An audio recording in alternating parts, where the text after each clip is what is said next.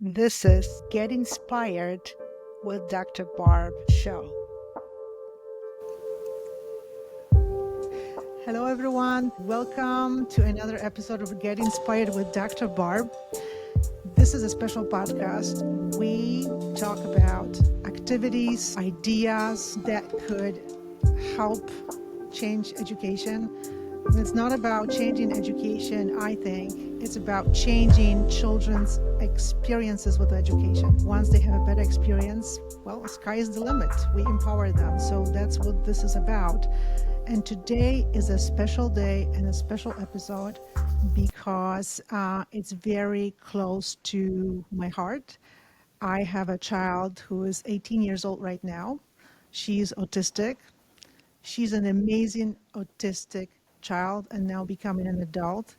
And I have a special guest on the show because he knows a lot about autism and his work is absolutely amazing. And he has absolutely incredible programs, ways of not only helping autistic children, but even I don't know, like wiping autism out in some cases, in many cases. It's absolutely amazing. Dr. Melillo, I just wanted to speak to you directly as well and to our audience at the same time. You are a world-renowned expert in both adult and childhood brain disorders, and you have developed a special method. It's called the Melillo method that revolutionized approach to these disorders. You are a clinician, professor, best-selling author, brain researcher. You have Disconnected Kids. I just read the book. It was absolutely incredible. In that book, you are telling us about brain, how it works, and what happens when it doesn't work in certain circumstances. In childhood, for instance, how those certain disorders develop, which many of us really don't know. I myself, even though I have a child with autism, I have to say, I really did not know about these things until I found out about you and read your book.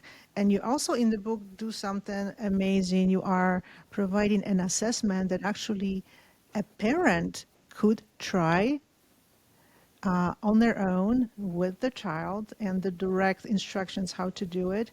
And then a series of therapies, activities that can help children substantially in changing some of these behaviors, symptoms, and even I should say, eliminate autism and other disorders. Welcome to the show, Dr. Melillo. Thank you. It's a very nice introduction, but thank you very much. You're very welcome. You are just an incredible person, and I know that there is something you and I have in common.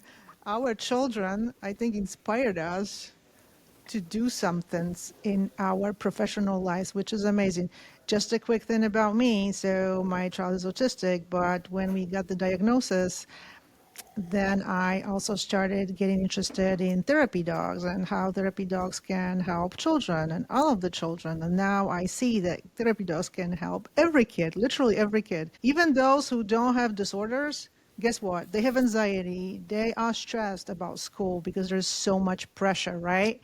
More work, more homework. I don't know what we're doing in this country with education, but it's really not helping our children, unfortunately. I think we have more to learn from countries like Finland, really. I think they're doing something right. And then also, it really improved my profession because I can now, when I teach future teachers and current teachers how to teach children, and I know what it is to interact, what it means to interact with an autistic child, how you can help them, what are things you could do that are not good and are not going to help them. And I don't know everything, but I think this experience has influenced me and what I do for my profession tremendously. And I know that you have a similar experience, but of course you work in a different field. And for the audience, they might not know what that experience was. If you could share, that would be great. Yeah, I was always interested in neurology and rehabilitation. That was kind of my thing from the very beginning. I wanted to put that together in a unique way. And so I was doing that. And then, I was in practice for a long time. I was actually Even, a professor of postgraduate clinical neurology. I was starting to do some research into brain. And then my own son was labeled with ADHD. And there was a lot of people coming to me at that time asking me about their kids with ADHD. And I noticed, there was a lot of it. And then my son was labeled with that. And the first thing that popped into my head was, well, what is it? Because being someone with neurology and rehab, I just was like, okay, how do I fix it? What is it? What's the problem? And nobody could tell me the answer to that. And so I realized at a certain point that I needed to do it myself. Of course, I connected with other really good researchers around the world and people that were doing cutting edge stuff. And after 10 years, I actually put together a book called Neurobehavioral Disorders of Childhood and Evolutionary Perspective with a research partner of mine. And that really, at that point, I think I really had a clear answer as to what the problem was. And during that time, because I was a clinician and a rehab specialist, I was experimenting with different types of treatments on my own son and then eventually with other kids. And we were starting to get amazing results right from the beginning. So I knew that I was on to something. But all three of my kids have had different issues. I have my daughter really struggled more with dyslexia and problems with spelling and some other issues with anxiety. And she's more of what I look at as a very high right brain. She had a low left brain. And then my younger son really struggled with OCD and hyperactivity and mental issues, basically autism spectrum type disorder. So all three of them had issues, but all three of them were also amazingly gifted and talented in areas.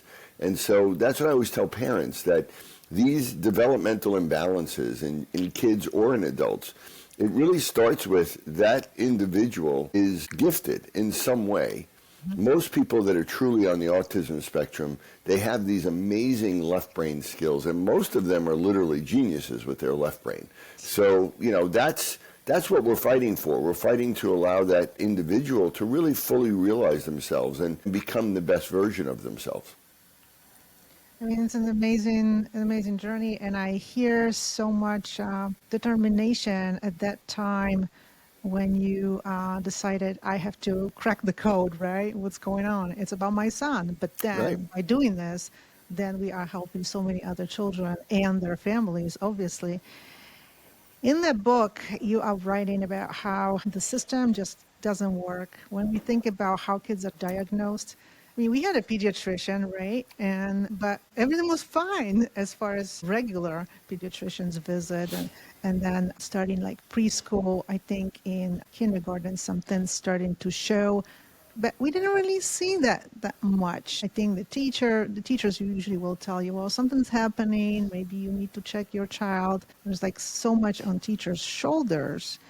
And then my daughter was actually misdiagnosed, and then by a psychologist, I think it was like Ph.D. in psychology person who was diagnosing children with all kinds of disorders, including autism. But anyway, she misdiagnosed her, actually excluded autism for some reason. And then we went to developmental pediatrician, and he had no doubt.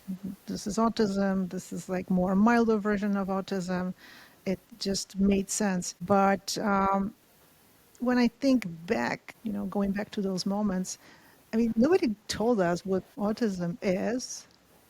You didn't, you would not know, is it what's going on? Is it the brain damage? Brain doesn't work? What exactly is happening?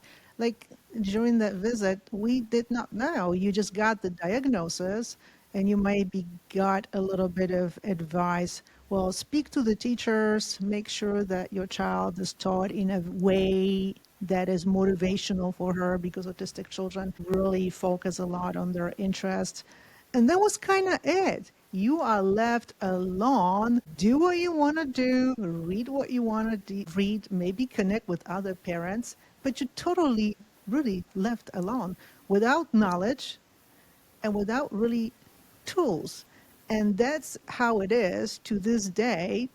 And it's been like that for decades, not to mention IEP plans. They are also something that they have not been changed. They haven't been modernized. They are this horrible document that nobody wants to look at it, because that's how not friendly it is to even like Like, what's in this? Who knows? So some strange tables, charts, right? It's just really tough for the parents to uh, to really get through the journey. I hear a lot from other parents. And then I'm thinking about you, what you're doing. And if you could tell us, because some people might not know, and I have not known myself, what actually is autism? Like, what's happening with the brain? And I know it would be a long lecture, but if you could kind of in a nutshell.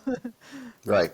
Yeah, and that's the thing, right? So for me, it was no one went to that question, which for me it was the first question that popped into my head. And I know, I work with people all over the world. I mean, literally in our offices, we get people every day from everywhere. And the first question I often ask them as a parent like you is, has anybody ever tried to explain to you what's actually going on in your child's brain? Because I don't care about the label. The labels can be wrong, they can be right. It's what actually is, what do I see in front of me? What are these behaviors? What are things that are happening, and how does that represent different areas of the brain? Because all of the behaviors, all of the symptoms really relate to certain areas of the brain either being overactive or underactive. And that combination is somewhat unique, but there's patterns in everybody. And, it comes down to really understanding it. So that's why, for me, and autism, of course, is the most mysterious of all, especially non-speaking autism. No one's ever really come out, no researcher of any kind has ever really come out and said, this is why a child with autism doesn't speak, right? When the ones that don't speak. And so for me, it's been a lifelong journey, literally, starting with my children and other children. Like you said, if you help your own child and then you start helping other children, it's not only the children, because now you know how you felt as a parent. And if I can relieve a parent of some of the, of the fear and the stress and the anxiety and the questions that I went through. Someone just the other day in a podcast said a really great statement about how, searching for answers often leads to breaking up a family because they don't get the answers, right? So the bottom line is what's happening in the brain. And we've known this since really the late 80s and the 90s, that the primary problem in almost all developmental, neurological, mental health issues is a problem with what we call functional connectivity. The way networks connect with one another and communicate with one another, where, again, we may get certain networks that are overactive and they're producing symptoms like when you look at OCD or tics or stimming or hyperactivity. There's a network and there's an area on the left side of the brain called the supplemental motor area, and that is overactive. And then other areas like the dorsolateral, orbital frontal cause more OCD behaviors. And that is because there's a delay in development or underdevelopment on the right side that normally would keep it in check and balances. The brain normally should be very dynamic. The right brain takes the lead in development in the first 3 years, in the womb and for the first 3 years. It shouldn't be too far ahead, and it shouldn't be even. It should be ahead a little bit, and it keeps the left brain down. And so this builds what will be the skills of the right brain. Then the left brain comes in, and the left brain builds for the next 3 years. And at the end of those 6 years, the brain should be really integrated and balanced, where there's a flow.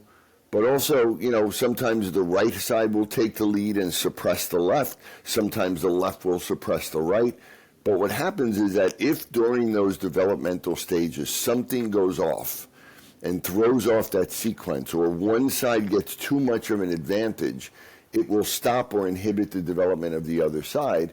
And then that imbalance produces those symptoms.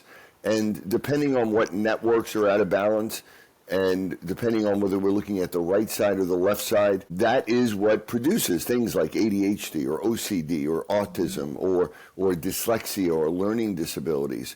And that we label it, but it doesn't really matter. And everybody in that label is a little different because it's really about these dynamics of these networks in the brain. Nothing is damaged. There is no injury in the brain. There is no genetic mutation in the vast majority of these people. These are what we call functional imbalances. And that's why, what we have talked about in our lab is a functional disconnection, where these networks are disconnected from one another, but really out of balance with one another. And that's where the symptoms come from. And because the brain regulates everything, And more we're learning about how the brain takes the lead in detoxification, in gut function, in the immune function, in the balance of inflammation and anti-inflammation. It's all brain. And so therefore many of these individuals also struggle with gut issues or immune issues or eczema or food sensitivities, or they have detox problems, or they have chronic bugs in their gut that they can't get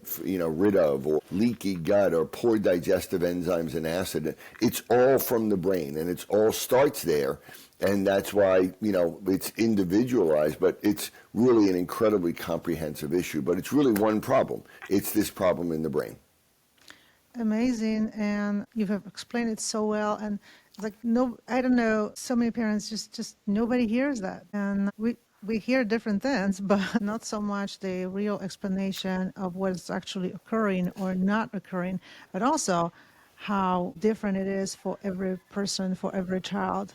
But also how actually there is so much optimism, because it makes you think, well, there can be some things that could be done to ease these symptoms, to actually get to the core of these functions or dysfunctions, right? And I would like you to speak about what your method can actually do and what tools you use and how different it is from anything else out there. So for someone who would experience your method, what would they experience? Well, as we said, if you don't understand the actual problem, if you don't understand the root problem, then how are you really going to significantly change it? And that's what you're left with as a parent, right? Here you are, you're a parent of a child with autism. Your child is 18, you said. You've been doing this with 18 years. You're an educator, a high-level educator. And if I asked you before we started, what is actually happening in your daughter's brain, you would sit there and say, I have no idea, right? Until I read your book, obviously. Right. And by the way, I deal with, I have many patients whose parents are MDs. I mean, I have patients whose parents are neurologists. And if I ask them that question, they're going to say the same thing.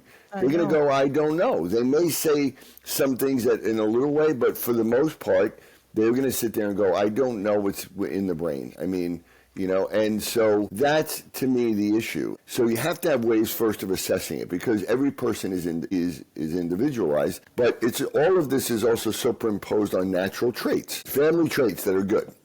Simon Baron-Cohen, one of the leading researchers in the world out of Cambridge in the 90s, showed that in the families of people with autism, there was many more individuals who were physicists, mathematicians, engineers, and then he showed also people in the finance business, people that were doctors and lawyers, and then also especially in the IT world. Anywhere in the IT world, there's in those communities, a huge rise of autism, especially Silicon Valley, which is the largest in the world. So that's a trait called an autism trait. What is that trait? What does it mean?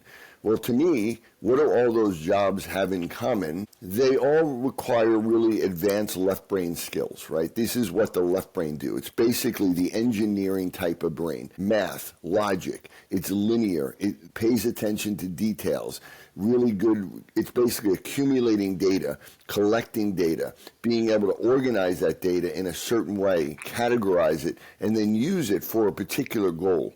And that's really the left brain. It's not really very connected to our body. It's not really very connected to other people. It's really more, very motivated and goal-directed. It likes familiarity. It likes to do the same thing over and over. It doesn't like new situations. It doesn't like surprises. And it's, pretty much kind of disembodied. And it really kind of perseverates on the same thing. And so that is the type of mentality. But, they may struggle. When you're really good at certain things, you may be a little less good at other things. And so their right brain skills might be a little bit lower. They may not be great socially. They may not, be the person that's going to go out and really approach other people and have a lot of friends. And they may not really feel their body very well. They may be a little disconnected. They may not be as in touch with their emotions. They may not be able to see the big picture as well. They may not, come up with a lot of great new ideas that no one's ever thought of before. But, they have skills that, especially in today's world, are growing and growing and growing, because education And everything is moving more and more towards this left brain type of world. And that's one of the reasons why we see such an epidemic rise of these issues, because we're favoring that. But that's not a genetic mutation. That's just a trait that favors it. On the other side, if you have families that are people that are very creative or very social or athletic or designers or people that are just very, very social and empathetic and love being around people, That's my daughter. you have much more chance of having bipolar or dyslexia or learning disabilities. That's the trait for that. And what is that trait? That's basically these high right brain skills. And those people may really suffer with anxiety, social anxiety, feels of self-esteem issue. My daughter is like that. And like I said, she is unusually gifted. She struggled with reading and spelling and writing, but she started writing songs when she was 9 years old that were incredible, and she was singing from the day she was born. But she also struggled with certain things like fear. She was afraid at night that I was going to die, or my wife was going to die at night, or people were going to break in, or she was afraid of that social anxiety, fear of being judged. So on one hand, she was very creative and incredibly talented and wanted to be out there and wanted to share her gift and wanted to connect with people, which is the main drive of the right brain. But the main fear of the right brain is fear of rejection or fear of being judged. So, and she now is, as I said, is really a top upcoming singer-songwriter in Nashville. We That's do awesome. we do a podcast together, actually, with all of these people in her community that all struggle with these mental health issues in a big way. And they're, we've had some of the most talented songwriters and singers and producers. And she's actually up here right now in New York from Nashville because she's playing a big show tonight. She just did a big radio interview this morning. So, again, that's the gift that's there. When you see a disability or a deficit, you should immediately go to, okay, there's a gift somewhere as well. And we want to be able to create that balance. And we can bring up those weaknesses without losing the gift. Like very often, we're able to give a child their voice in autism without losing their genius level skill, which is really quite amazing. That's just so amazing. That's just like hearing someone who's talking about something that you never heard about, and that just really makes you. But it makes sense though, right? What I'm saying to you, it It doesn't. makes sense. It makes a Right. lot of sense. It's just that then I have to kind of catch myself because I don't want to get angry at all these years of not hearing these ideas. But I have to understand it. That's what most of the people don't hear about it, right? You Yeah. said people with higher degrees, they cannot explain it sometimes either. And after a while, you just have to you live your daily life, you have to communicate with the school, you just get caught up with all these things, and then you just stop asking about what autism is, right? Because you have to handle daily struggles, challenges, and beautiful moments too. I wanted to ask you, obviously there's a lot of things that don't work in the system, multiple systems, education, medicine, and larger society. What do you think as very important changes that should happen somehow? What do you see some changes as happening in the society, in the systems that would make a big difference, but we don't see it yet? Where is the potential or where is the need for some substantial change? How do you see it? So if you know my work, if people know my work, one of the things that I've done a lot of research on is something called retained primitive reflexes. So the brain develops in all of us really directed by motor activity. A child needs to be able to move early on, and that's their milestones. And what's happening of late is pediatricians and other doctors are being told and also paying attention, saying that milestones don't matter. It's not a big deal. Kids don't have to do things in a certain way, that any way they crawl, or they don't even need to crawl at all anymore. It doesn't matter. I mean, I actually had somebody, they reached out to me. Their child was, somebody related to my family, and they reached out kind of indirectly. And they showed me that the child's 1 year old, and they're scooting on their butt, and they're not able to crawl at all. They were on their belly, hated being on their belly, and could not move at all. At one, this child should be walking right now, right? and talking. The child obviously is not talking. They're not, any of that. And so, my wife said, you really should try to get her to crawl and really start to move those things like that.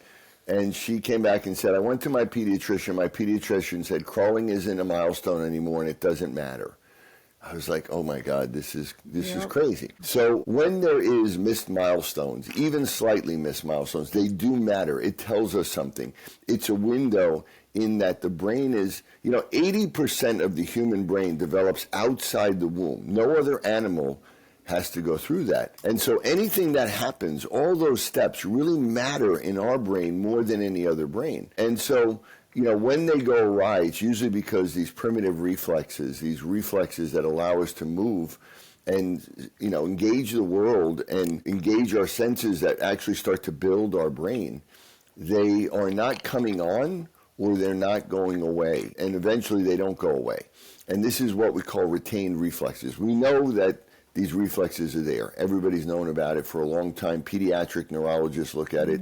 And pediatricians used to look at them. And so, that to me is one of the earliest markers. So one of our goals was, if we can do something simple, like get pediatricians to really look at primitive reflexes again, not only in the first year, but after that, get pediatric neurologists to look for them because they mean something, and they also become a target where if you can get rid of them, that alone may change the whole course of that child's development because, and not just the child, we know that 90% of all adult mental health issues really started in childhood. So, it's the fate of the adult brain really starts in those first 6 years. So fortunately, we've been writing a lot of papers and really doing a lot of research. We did the largest randomized age-matched double-blind study, looking at retained reflexes in children, adolescents, and adults with autism. And we published a lot of papers on that. We continue to. So a very prestigious journal in the pediatric clinical world reached out to us, about 6 months, 7 months ago and said, all of a sudden we're getting overwhelming questions about primitive reflexes. And we didn't know where this was coming from. All of a sudden it was like we were getting, all these questions. So we looked into it and we found that really it was coming from your work, that your work was getting people really interested. And now all these pediatricians are asking us questions and they said, can you please write a paper on this? And so we did. And in that paper it basically says, primitive reflexes as an early biomarker of neurodevelopmental delay. So if we can influence pediatricians or pediatric neurologists to just have that mentality, to understand that looking for these reflexes, if they're there beyond 1 year or if they're not there under 1 year, and if that is altering the milestones, that one thing can have a huge impact on why we're and stopping this epidemic rise that we have, because all of these things, there are genes and there are, again, traits and there are environmental factors that affect prenatally, preconception and in the womb, but the brain really goes off in those first year or two. I had one kid that was non-speaking autism, and we can work with them where they can spell, which is one of the most amazing things that a lot of people really find hard to believe. But you get some of these kids that have not spoken a word their whole life and who people think they don't know anything, they don't even know a letter. And then, because they're so disconnected from their body and they can't control their body and they can't speak, they assume they don't understand or know anything. But the fact is, everything's there. They're geniuses with their left brain. Their words are there early. Many of these kids may read at 1 year of age and can actually memorize numbers or even a whole book. And so with the proper assistance, we can help them to spell on a letterboard, even when they can't type or write.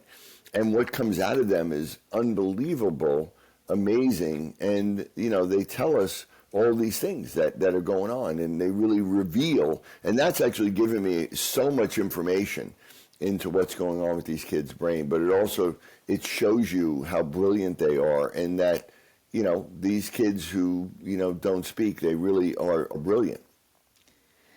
Absolutely amazing. And I know they are brilliant. I know when my daughter speaks about songs, she's very interested in music. Every time I hear about a song from her, it comes with the year it was released. I mean, she knows that this is right now her signature, and sometimes she will like, I know it's funny, I know those numbers, I know, mom, but it's like so cute, and it's genius too because I don't remember any of this. There is no way. So we hear from you this amazing message to pediatrician, which can really change so much. It's amazing. It's really not a huge change in just one system, in medical And system. it's not invasive. It's It's not not. dangerous in any way. They can teach their staff to check for it, right? I mean, it's something I Hmm. train doctors and therapists all over the world and my own staff to do this. You can have Yeah. untrained people do it. So it is. And again, we had this one kid, non speaking kid, who said to us, I was not autistic when I was born. He said, I remember that I could do things and I knew things and I could do things with my body. And he said, but I remember at 3 is when I lost it, when I completely lost it. And that's where we see these kids regress at some Yeah. point. And that's, 3 is when his left brain kicked in and it crashed his right brain. And that's when kids lose these skills suddenly. Hmm. So it means that if we intervene if we were intervening at this kid in the first 3 years, could we have stopped or maybe even reversed the autism from really fully emerging? And this kid has gone 12 years without saying a word. I mean, he said something fascinating. He typed into it. This is how their mind is amazing. So imagine this. Imagine you've never said a word in your life. Would you talk to yourself in your own head like we all do? Right? All of us, all day, we talk to ourselves in our own head, Hmm. right? What if you've never talked? And imagine if you didn't talk to yourself in your head all day, what would you do? What would life be like that, right? I know. And so he actually said, I do talk to myself in my own head, but I never heard my own voice. So I use somebody else's voice, right? Wow. How fascinating is that, right? This is But then, totally but, fascinating. Never heard. but it also tells you that if he can talk to himself in his own head, he can talk. Yeah. That the words are there. So why can't he talk? It's a completely different mechanism that has to do with a deficit on the right brain. But as we were working with him, and he sent a message that said, I heard a noise in my head today, and I think it might be my own voice. And then the next day, he typed to his mother, I just heard my own voice in my own head for the first time. Oh my This gosh. is amazing. You have to tell Dr. Melillo. And, and you can imagine, I mean, for me to be able to hear that from this child and to be able to get him to speak even in a limited way right now, which he is just unbelievable. But it's just so brilliant to think about that, but also kind of sad that they're trapped in these bodies that they can't really move or control, but they know everything. It's unbelievable. It's unbelievable.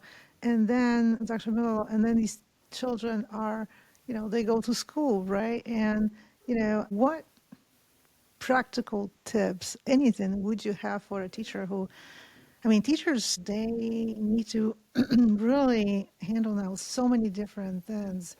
And so many children come with all these disorders. And even those who don't have disorders, they come with anxiety. There are things that are happening at homes, right? And all these issues. And then they have autistic children in the classroom.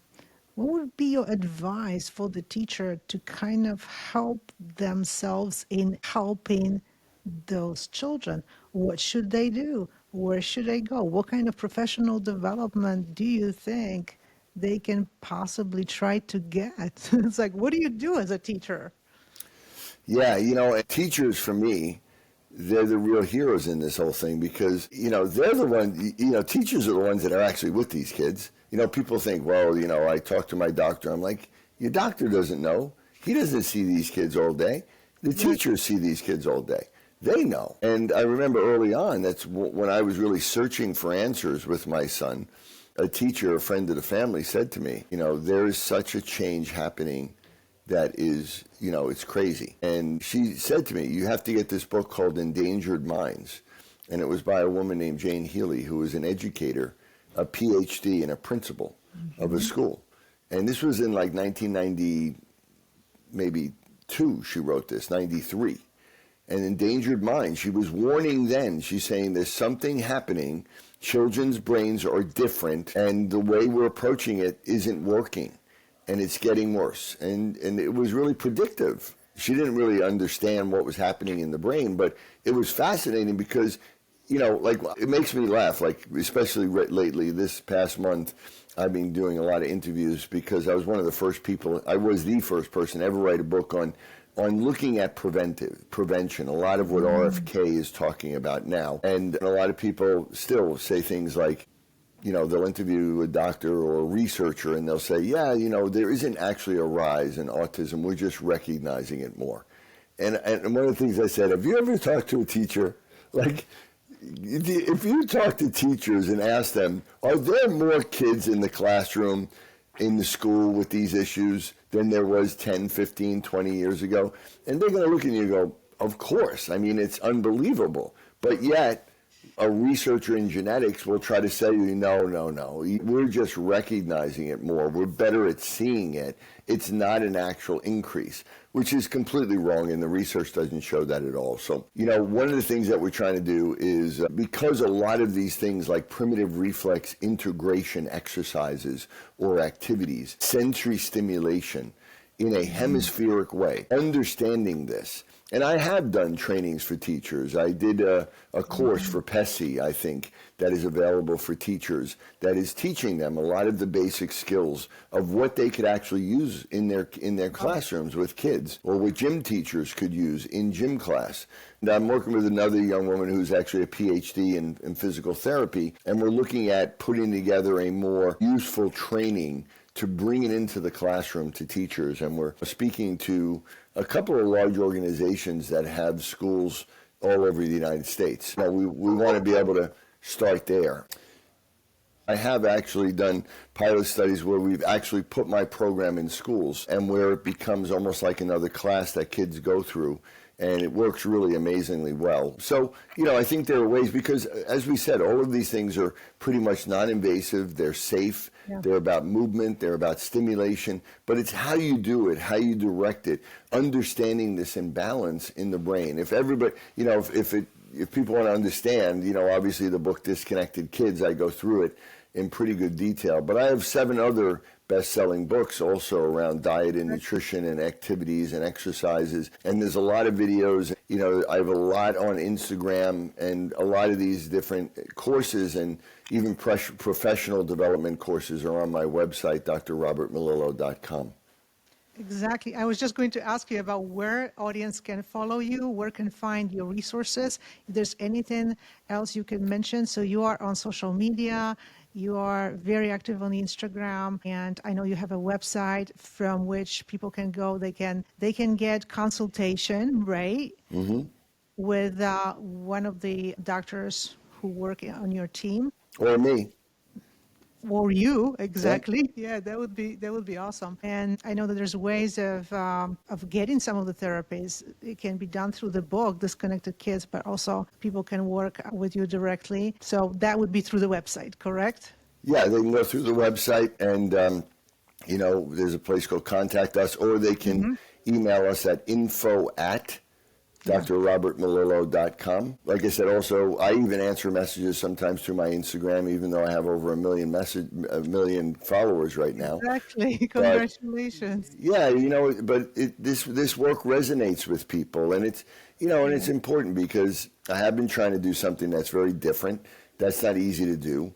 I remember years ago, people would say, how come nobody knows about this? How many people? And so, we've been trying to do more and more to get everybody to hear about it. And now it's really resonating with people in a big way. And I think it's going to grow even more, thanks to people like you bringing the message out there. I'm so happy to, and I'll do whatever I can also to, once you get the course for like the teachers, for physical education teachers, I'll be so happy to talk about it among my students, my education students.